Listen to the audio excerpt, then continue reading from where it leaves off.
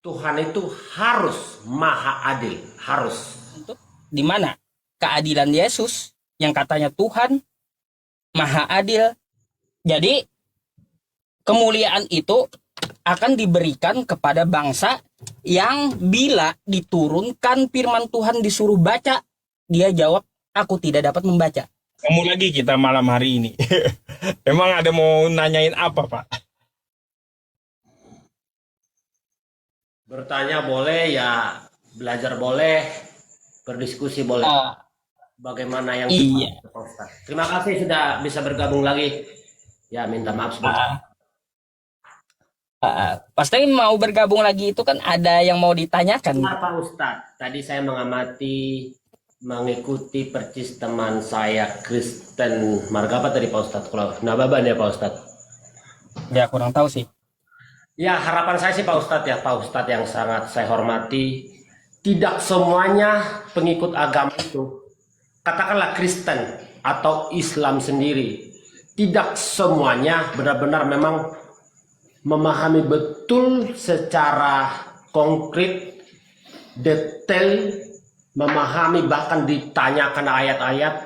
Bahkan tadi saya lucu mendengarkan, ya mudah-mudahan Pak Ustadz, tapi mudah-mudahan Pak Ustadz lebih berjiwa besar, maksudnya gini, bukan mengajari Pak Ustadz. Saya bangga tadi karena dia tidak mampu melakukan pertanyaan dan menjawab, akhirnya Pak Ustadz memberikan ruang untuk dia bertanya. Bertanya pun kadang-kadang nggak paham apa yang ditanyakan.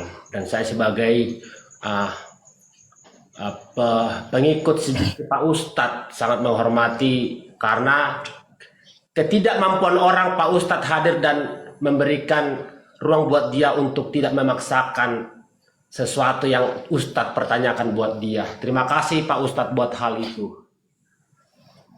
Iya Pak. Karena saya itu mengajak berpikir, bukan mengajak masuk Islam. Nggak boleh dipaksa-paksa. Kan gitu. Silakan aja mikir kayak gitu. Kalau saya merujuk pada judul ya, siapa yang kau sembah?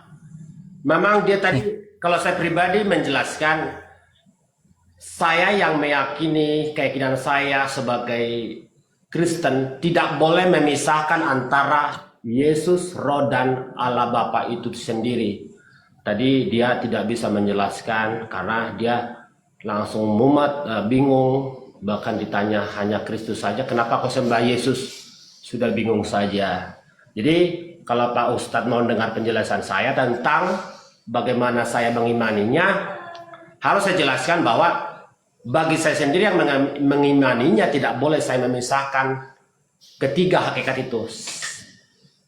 Satu hakikat, tiga pribadi. Begitu Pak Ustadz. Kalau dipisahkan akan menjadi buyar, tanggapan, jawaban, pemikiran akan tidak nyambung Pak Ustadz. Karena sesuatu yang diyakini harus berdasarkan apa yang dirasakan, apa yang dipercayai, apa yang benar-benar dia yakini tentang ajaran itu. Begitu Pak Ustadz.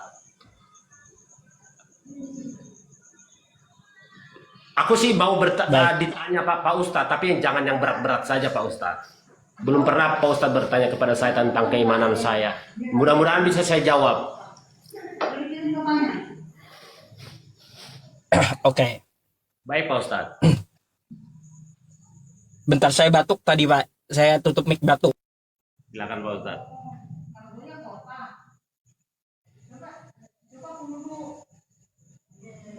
Bentar ambil air ya.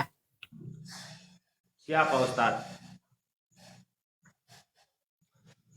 Salam hormat dari saya buat penonton-penonton yang budiman, yang berbaik hati. Izinkan saya sebagai rakyat Indonesia, kita sebangsa dari setanah air. Saya di sini hadir untuk forum yang untuk boleh tetap sejuk buat kita semua. Terima kasih buat semuanya, terima kasih, salam hormat dari saya. Saya tinggal di Jakarta, saya pecinta Ustadz Yusuf karena banyak narasi-narasi dan pemikiran-pemikiran yang bisa kita dapat dari beliau. Terima kasih buat ajaran-ajarannya, edukasi, bahkan semua yang baik-baik, yang positif dari beliau. Terima kasih Pak Ustadz, silakan. Ya, kira-kira apa yang mau Anda tanyakan gitu? Saya ingin Pak Ustadz bertanya ke saya, mudah-mudahan bisa saya jawab. Kalau tidak bisa saya jawab, saya tidak akan memaksakan untuk menjawab karena takut salah. Jadi itu Pak, yang yang saya pertanyakan selalu simpel gitu. Ketika seseorang mengakunya Kristen dan mengaku pengikut Yesus, adakah perintah Yesus untuk menjadi Kristen gitu? Itu dulu gerbang pembuka diskusinya. Secara eksplisit memang Yesus itu tidak mengajarkan secara langsung ajaran itu sedemikian rupa yang dimaksud Pak Ustadz, tapi lewat apa namanya, tidak ada ya secara demikian, sembahlah aku. Tapi ketika kita menyembah Tuhan itu tidak ada larangan kenapa kau sembah aku. Ketika kita menyembah Yesus tidak ada larangan jangan sembah aku. Tidak ada demikian Pak Ustadz. Ketika Thomas menyembah Yesus, Tuhan tidak menolaknya. Maka kami sebagai umat Kristen secara pemahaman dengan iman ya, orang harus menerangkan secara iman. Kalau tidak diimani, jangan coba-coba menjabarkan sesuatu apa yang tidak kau imani. Imani dulu baru kau jabarkan. Sesuai tidak sesuai dengan harapan yang bertanya itu di lain hal. Tidak boleh harus begini, harus begitu. Itu salah. Silakan, itu bagian dari pribadi masing-masing kita. Namun yang mau saya jawab, Yesus secara eksplisit tidak ada sembahlah aku, tapi Yesus itu tidak pernah menolak untuk disembah. Demikian Pak Ustadz. Baik, dia tidak menolak untuk disembah kata Anda. Ya, kita harus mengetahui berarti figur Yesus ini seperti apa, kan betul? Oke. Figur Yesus yang saya pahami, yang saya pelajari dengan apa yang sudah karena saya membaca Pak Ustadz. Namun kalau menghafal ayat-ayat, ya sorry aja Pak Ustadz ya, harus saya buka ayatnya. Kalau Pak Ustadz mungkin bertanya, harus saya buka. Yesus itu jelmaan dari Bapa, satu dari hakikat yang diutus oleh Bapa dari surga sebagai manusia, bentuk manusia yang sempurna, sebagai contoh manusia yang benar-benar diikuti semua manusia yang ada di muka bumi. Itu satu contoh bentuk pribadi manusia yang sangat suci. Karena menurut saya hanya Yesus pribadi yang benar-benar suci, yang pernah menginjakkan kakinya di muka bumi. Contoh manusianya Bapak seperti itu Pak Ustadz. Contoh manusianya Jadi menurut Anda Pak, Tuhan itu menjadi manusia begitu? Iya, dengan Tuhan mempunyai caranya sendiri, pikirannya sendiri. Dengan cara itulah Tuhan menampakkan lewat manusia Yesus itu sendiri, supaya semua orang harus bisa meniru, mencontoh, bahkan itulah sesungguhnya manusia yang diinginkan oleh Tuhan. Kesempurnaan itu karena ada pada Yesus itu sendiri.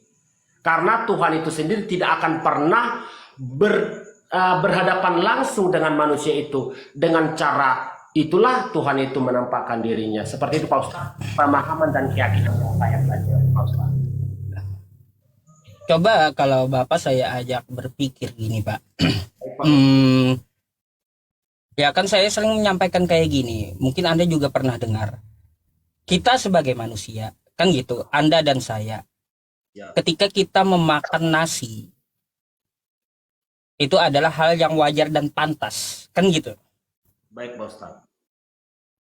Nah, tetapi kalau kita berdua memakan kotoran, itu tidaklah pantas, betul nggak? Betul Pak Ustaz. Padahal kotoran itu bisa kita suapkan ke mulut kita.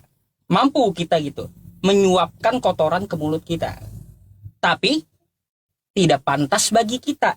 Betul nggak Pak? Betul Pak Ustaz, betul sekali. Nah, bagi kita yang makhluk ini, ciptaan Tuhan Pak, ada yang tidak pantas bagi makhluknya. Betul, Pak Ustaz. Apalagi bagi Tuhan. Yeah. Apalagi bagi Tuhan. gak pantas Pak Tuhan itu menjadi manusia. Nah, sehingga manusianya nanti mati terkutuk di tiang salib, diceritakan seperti itu. Mohon maaf ya Pak ya. Terus ditampar, diludahi dan segala sejarahnya gitu. Silakan Pak Ustadz, apa-apa. Kita sebagai makhluk aja, kita sebagai makhluk itu ada yang tidak pantas bagi diri kita. Seperti itu juga Tuhan, gak pantas dia itu jadi manusia gitu. Itu kalau kita memakai akal sehat gitu loh Pak. Maksud saya. Silakan coba ditanggapi. Baik Pak Ustadz, secara pemikiran yang normal, yang logis memang, saya memahami bisa masuk karena pemikiran Pak Ustadz, bahwa sangatlah bertentangan dengan pemikiran manusia yang normal. Kenapa Tuhan itu jadi manusia? Kenapa Yesus itu disembah? Kenapa Yesus disebut Tuhan? Itu secara manusia dengan pemikiran atau pemikiran yang sehat gitu ya, sangat tidak masuk di akal. Namun harus saya kaitkan, harus saya gabungkan dengan apa yang saya ketahui, dengan apa yang saya imani. Kalau Yesus itu tidak bisa, memang itulah yang kami imani. Karena saya mempelajari, saya mengimani. Karena ada di diri saya menggabungkan, tidak memisahkan hakikat yang satu, yang tiga itu Pak Ustadz. Sehingga Pak Ustadz tadi mengatakan gak masuk logika, gak masuk pikiran, akal sehat tidak nyambung. Oke, benar itu Pak Ustadz. Karena apa? Karena setiap manusia bertanya, setiap seseorang bertanya, selalu memisahkan hanya Yesus itu sendiri. Akhirnya narasi dan pemikiran itu dan apa yang ada di mindset, di pikiran kita tidak nyambung. Karena apa? Satu, tidak mengimani, tidak meyakini.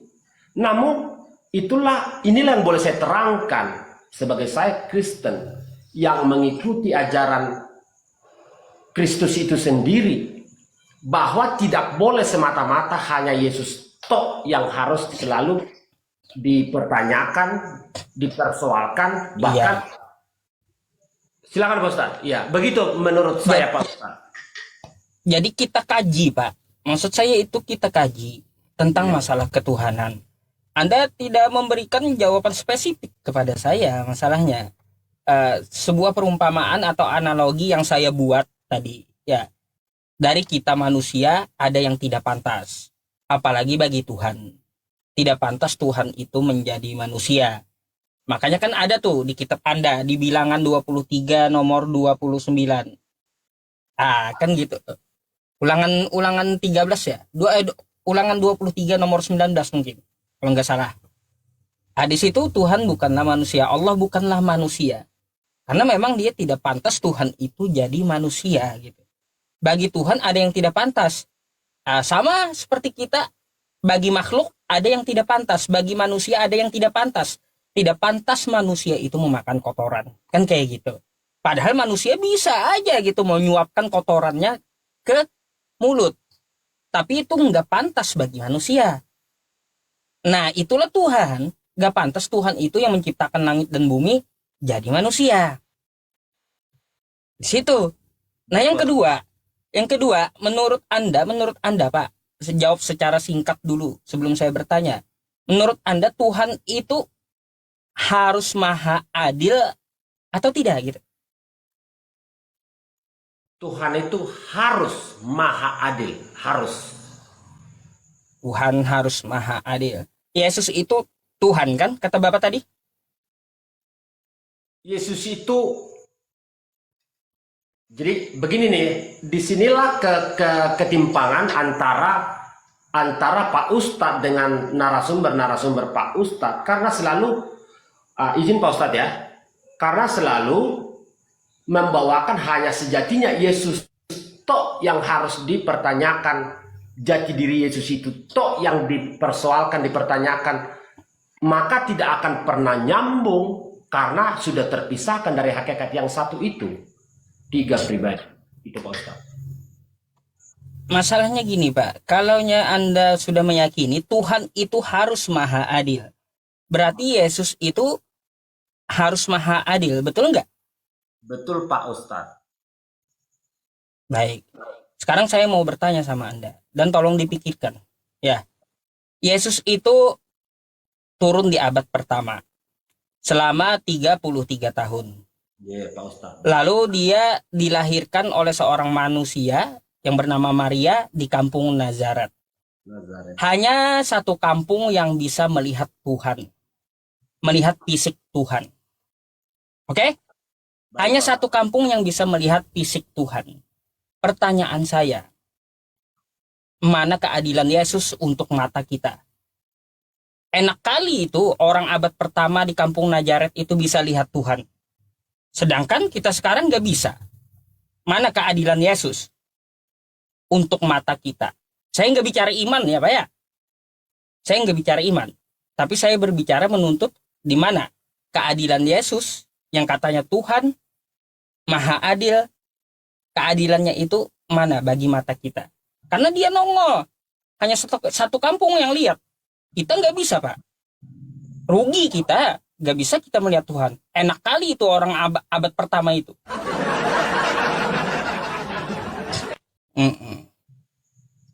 Kalau menjawab kenapa Yesus itu tidak adil hanya dilihat oleh hanya segelintir manusia, bahkan cuma satu orang, apa Ustadz tadi ya?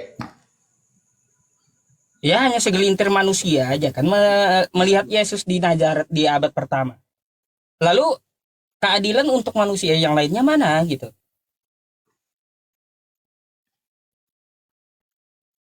Kenapa kita nggak bisa melihat Yesus sekarang?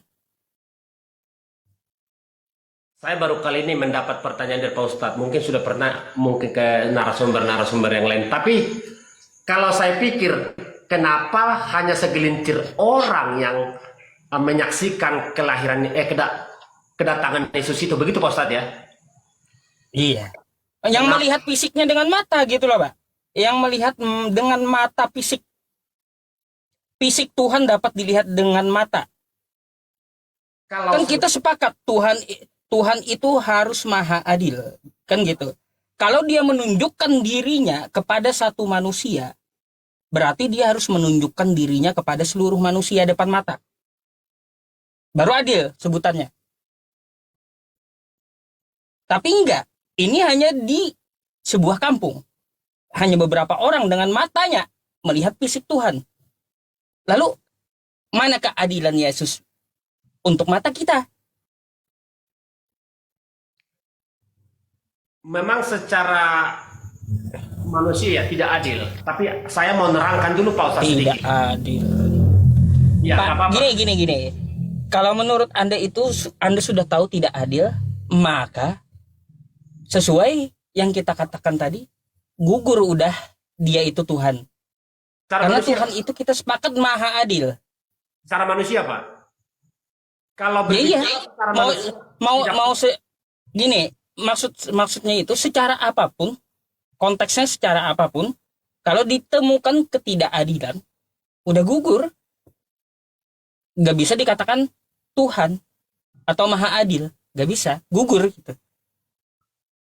Kalau masa itu yang saya baca Pak Ustadz, bahkan sudah ada sebelum kelahiran Yesus itu, sudah ada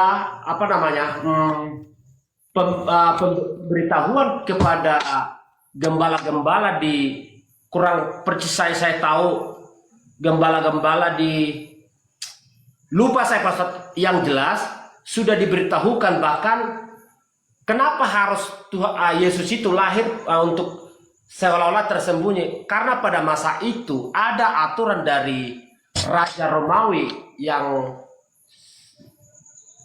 kalau nggak salah Herodes ya.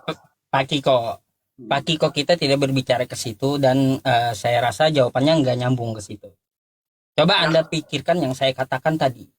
Anda pikirkan kalau dia Tuhan yang maha adil dan Tuhan itu harus maha adil, mana keadilan Yesus untuk seluruh manusia? Kan seperti itu. Ketika dia nongol depan mata manusia Tuhan itu, maka Tuhan itu bisa disebut adil jika dia menongol depan seluruh manusia. Baru adil bagi manusia. Kira-kira Sekarang yang pertanyaannya, bentar Bapak. Sekarang pertanyaannya, gimana dengan orang buta? Nah, kasihan kali orang buta. Orang buta itu tidak bisa melihat fisik Tuhan. Lalu mana keadilan Yesus untuk orang buta?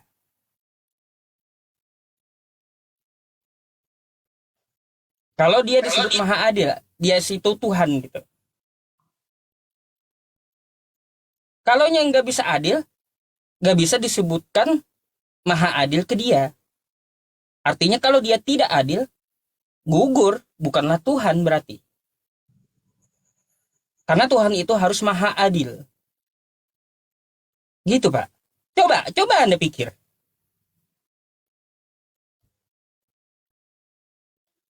Betul nggak yang saya sampaikan gitu? Masa orang abad pertama doang yang bisa melihat Tuhan? Anda yang pengikut Kristus katanya, pengikut Yesus. Masa Anda nggak bisa lihat gitu? Fisik Tuhan Anda sendiri. Ini Tuhan macam apa gitu? Mana adilnya bagi Anda? Kok dia cuma nongolin dirinya di satu kampung Nazaret? Gak di hadapan saya gitu.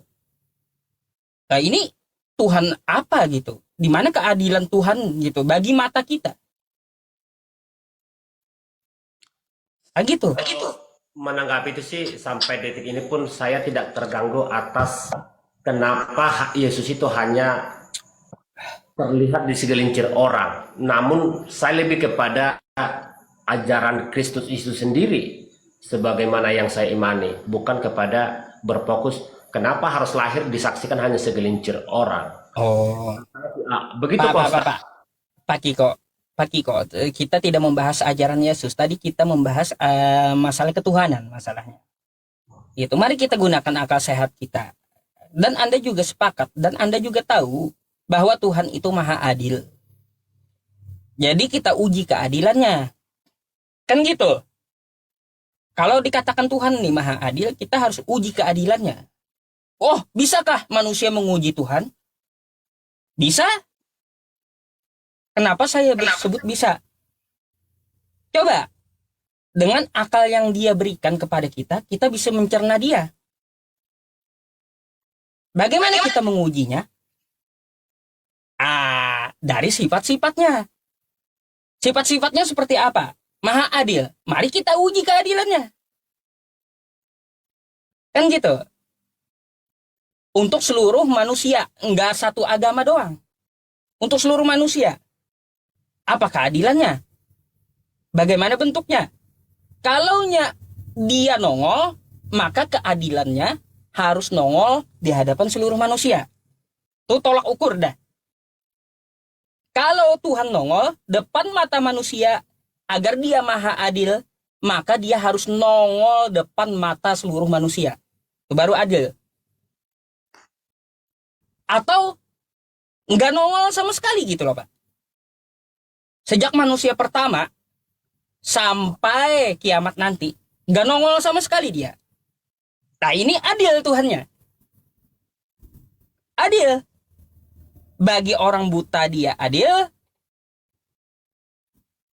Bagi seluruh manusia dia adil. Sama gitu. Kalau yang nggak nongol, dia adil dengan orang buta. Artinya apa? Yang kagak nongol ini berarti yang tidak gugur menjadi Tuhan. Gitu. Berarti kalau ada Tuhan yang nongol, gugur keadilannya, Pak. Dari sisi manapun ya kita uji gugur keadilannya. Kalau Tuhan itu adil, kalau Tuhan itu hadir di hadapan kita atau lahir gitu atau nongol. Berarti Tuhan yang maha adil itu memang betul-betul nggak nongol dia. Iya, bagi orang buta, bagi mata kita keseluruhan manusia kan kayak gitu. Adil itu dia. Pikir Anda kayak gitu. Betul nggak Pak? Saya kan hanya bertukar pikiran. Baik Pak Ustadz, menurut tetap sih saya berbicara tetap menurut saya, bukan menurut orang lain dong ya. Itu kan menurut Pak Ustadz. Ini pun harus menurut saya, nggak boleh menyetarakan keselarasan itu harus. Jadi begini Pak Ustadz, Tuhan itu tetap bagi saya maha adil. Sekalipun Pak Ustadz tidak menerima kalau keadaan itu tidak adil menurut Pak Ustadz. Tetapi buat Tuhan itu tidak mudah Pak Ustadz. Untuk menyaksikan Tuhan itu tidak mudah. Kenapa? Ini bolehlah saya karena saya iman ya. Harus berdasarkan iman saya menerangkannya, bukan berdasarkan pemikiran manusia. Harus berdasarkan iman saya, bukan berdasarkan pemikiran manusia, kecenderungan manusia kepada apa yang dia mau, apa yang dipikirkan, apa yang ada di narasi di pikirannya. Tetap pada pemikiran saya, karena ini bukan manusia biasa, jelmaan dari Bapa Allah itu sendiri yang hadir sebagai manusia. Saya harus mengimani untuk menjawabnya. Bagi Yesus tidak semua manusia itu semudah itu untuk menyaksikannya. Karena apa? Karena manusia itu sudah berdosa. Hanya segelintir orang yang boleh menyaksikannya, itu harus saya yakini. Kenapa? Karena Yesus itu Tuhan itu suci. Bahkan Tuhan lewat Yesus, jelmaan Yesus maha suci, maha adil, maha segala-galanya. Tidak semuanya dengan semudah yang dikatakan Pak Ustadz. Dia tidak peduli mau buta mau apa. Yang jelas Sang Juru Selamat itu datang. Saya punya keyakinan tetap bahwa dia tetaplah Tuhan yang saya sembah. Begitu Pak Ustadz. Ya gini Pak, saya hanya menyarankan satu sama Anda. Ketika berdiskusi, sebaiknya kita buang doktrin gitu. Itu yang Anda ceritakan, yang Anda jawab kepada saya doktrin dari gereja atau dari pendeta Anda. Buang dulu, kita pakai akal sehat aja. Pakai akal sehat. Anggaplah kita nggak beragama, ateis gitu. Mari kita pikirkan.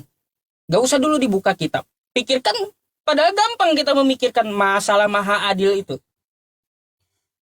Gitu. Haruskah Tuhan itu di atas begitu supaya dilihat semua manusia seperti cahaya, katakanlah seperti demikian? Tetap nggak adil juga. Oke, kalau saya bertanya kepada Pak Ustadz, kira-kira harus seperti apa Yesus itu pada bahasa itu supaya dikatakan adil? Kira-kira menurut Pak Ustadz? Karena saya tidak mau memaksakan kenapa hanya itu karena pribadi Tuhan. Jadi kalau dia mau disebut maha adil, kalau dia nongol di abad pertama, dia nongol di hadapan seluruh manusia. Dari zaman Nabi Adam sampai kiamat nanti dia harus nongol di hadapan manusia. Dengan fisiknya. Itu baru adil. Bagi yang buta kayak gimana? Di dalam kebutaannya, ya dia memperlihatkan fisiknya. Sanggup Yesus? Gak bakal.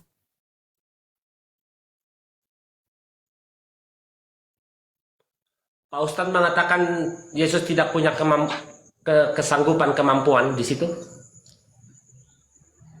Gugur Pak. Gak mampu Yesus nongol depan seluruh manusia dengan fisiknya gitu. Secara fisik.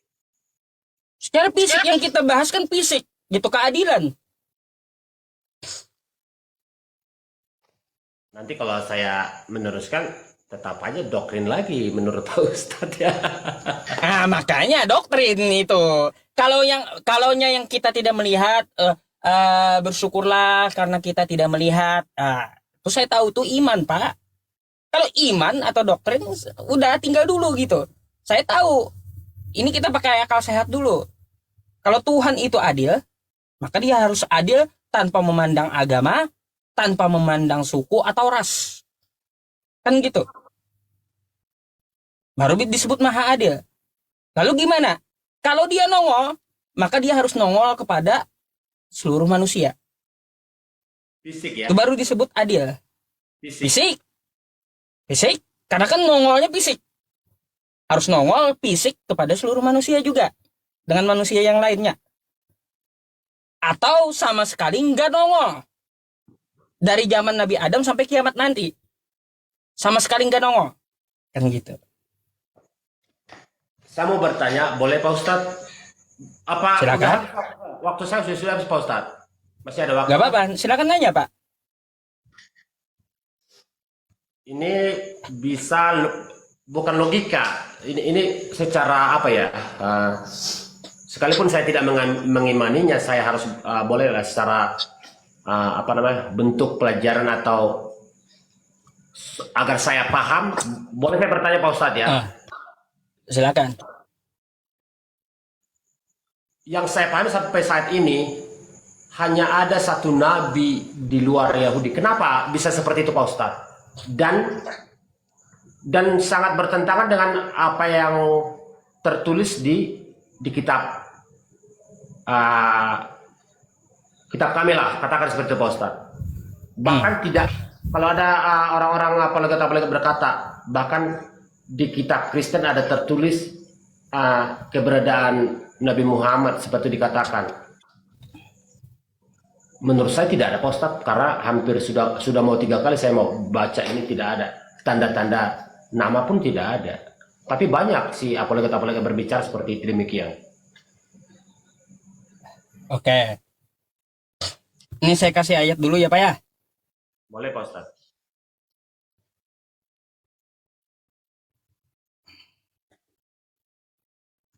Nih, mari kita baca dulu ya dengan seksama.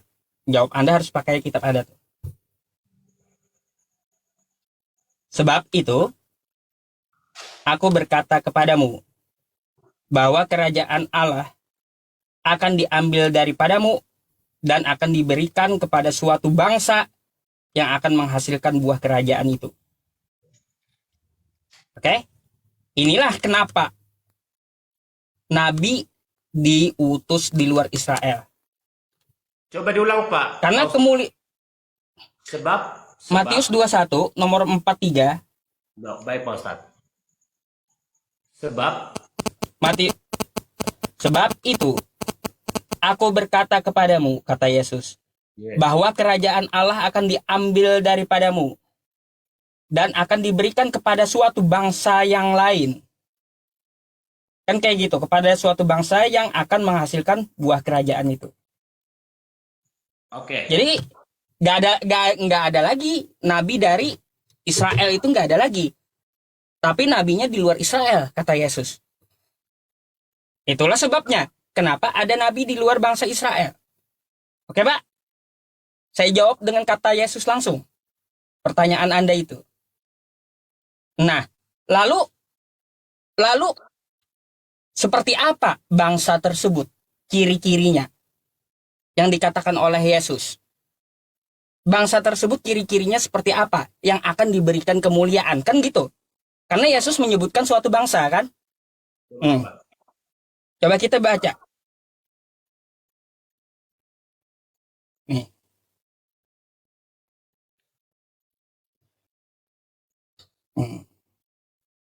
Bentar ya. Bentar. Saya buka buat Anda. Turun katanya. Bangsa mana yang dimaksud? Coba Pak Ustadz. Takutnya salah alamat. Bentar. Iya. Saya nggak keder teman-teman. Saya santai aja. Lagaknya aja kayak seperti keder. Sebenarnya. Nih. Nih Pak. Nih, mari kita buka.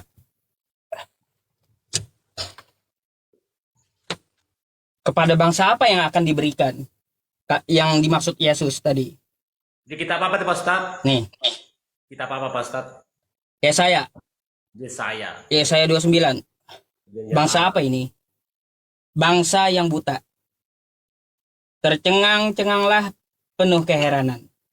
Biarlah matamu tertutup buta semata-mata. Jadilah mabuk tetapi bukan karena anggur. Tetapi bukan karena arak. Sebab Tuhan telah membuat kamu tidur nyenyak. Matamu yakni para nabi telah dipijamkannya, dan mukamu yaitu para pelihat telah ditudunginya. Maka bagimu, ini langsung aja ya. Maka bagimu penglihatan dari semua itu seperti isi sebuah kitab yang termatrai. Apabila itu diberikan kepada orang yang tahu membaca dengan mengatakan, baiklah, baca ini. Maka ia akan menjawab, aku tidak dapat membaca. Oke? Apabila kitab itu diberikan kepada bangsa tersebut, ya, seorang yang tidak dapat membaca, orangnya buta huruf, dan mengatakan, ada menyampaikan, bacalah. Maka dia akan menjawab, orang tersebut akan menjawab, aku tidak dapat membaca. Kepada bangsa ini. Yang akan diberikan oleh kemuliaan Tuhan. Kira-kira ini Pak, menurut Anda siapa? Bukan yang Anda maksud. Bukan. Itu lebih Ya, menurut Anda siapa? itu lebih kepada karena bangsa Israel ini bangsa yang tegak tengkuk ya, Pak, bentar. tidak menerima ajaran. Ya. Tadi Yesus mengatakan, ya, Yesus mengatakan, sebab itu aku berkata kepadamu, bahwa kerajaan Allah akan diambil daripadamu. Kata Yesus, udah bukan dari bangsa Israel lagi nanti Nabi. Akan diberikan kepada suatu bangsa yang akan menghasilkan buah kerajaan itu. Bangsa apa yang dimaksud Yesus ini? Mari kita baca. Kan kayak gitu. Yesaya 29. Ini bangsanya. Tuh. Bangsa yang buta. Jadi kemuliaan itu akan diberikan kepada bangsa yang bila diturunkan firman Tuhan disuruh baca, dia jawab, aku tidak dapat membaca. Kira-kira bangsa siapa tuh? Tulis di kolom komentar.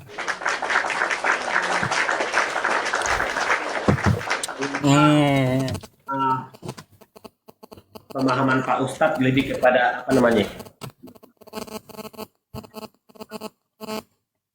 Kalau Itu di kitab Anda tertulis, Pak. Di kitab Anda tertulis, nggak bisa kita pungkiri. Saya kan menggunakan kitab Anda gitu. Silahkan Anda pelajari. Siapa yang bangsa yang dimaksud Yesus? Bangsanya yang mana ketika diberikan firman Tuhan, dia akan menjawab, aku tidak dapat membaca, katanya. Tapi kalau di kitab Kejadian Pak Ustadz, di kitab Kejadian Nabi Ismail, kami kalau di kitab kami Nabi Ismail masih ada tertulis. Hanya ada satu nabi terakhir dari yang dimaksud yang seperti kita bicarakan ini, Nabi Ismail yang kami sangat hormati juga. Setelah itu hanya ada 12 raja-raja dan seterusnya, tidak ada lagi nabi. Itu yang tertulis di kitab kami Pak Ustadz. Izin penonton ya, bukan bermaksud menentang Pak Ustadz, enggak. Saya menghormati beliau. Tidak ada pemikiran saya demikian. Tapi hanya disebut 12 anak Nabi Ismail, semua itu raja. Demikian diterangkan di Perjanjian Lama, kitab Kejadian Pak Ustadz demikian. Tapi kalau narasi Pak Ustadz atau pemikiran Pak Ustadz mungkin mengalamatkan ini untuk Nabi Muhammad, ya mungkin ya saya tidak bisa menyangkal itu. Itu menurut keimanan Pak Ustadz. Nggak apa-apa. Thank you. Itu Anda kan tidak dapat menyangkali, nggak apa-apa. Makanya saya kan nggak memaksa Anda gitu, tapi mari belajar dan berpikir gitu. Dan saya tidak mau mengatakan itu salah, nggak bisa seperti itu. Saya tidak menghormati. Iya. Begitu Pak. Gitu. Ya itu Pak. Saya hanya mendoakan semoga Anda mendapat hidayah. Gitu ya Pak ya.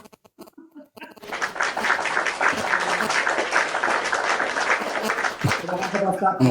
Karena kalau hanya saya aja kurang sejuk, kurang bervariasi. Terima kasih atas waktu yang sudah diberikan buat saya di ruang yang besar ini. Salam hormat dari saya buat penonton yang budiman. Terima kasih, salam sehat buat kita semua. Terima kasih Pak Ustadz sudah bisa berbincang-bincang, menambah wawasan dan pemikiran kita. Terima kasih Pak Ustadz. Dengan tampil lain silakan Pak Ustadz. Sama-sama. Oke. Nah, itu ya teman-teman semuanya ya, penjelasan dari saya. Ya terserah ya kan, terserah mau siapa bapaknya menilai ketika kitab itu diberikan kepada suatu bangsa yang dimaksud oleh Yesus, bangsa yang akan mulia itu, maka bangsa tersebut dia akan apa? Orang-orangnya menjawab tidak dapat membaca.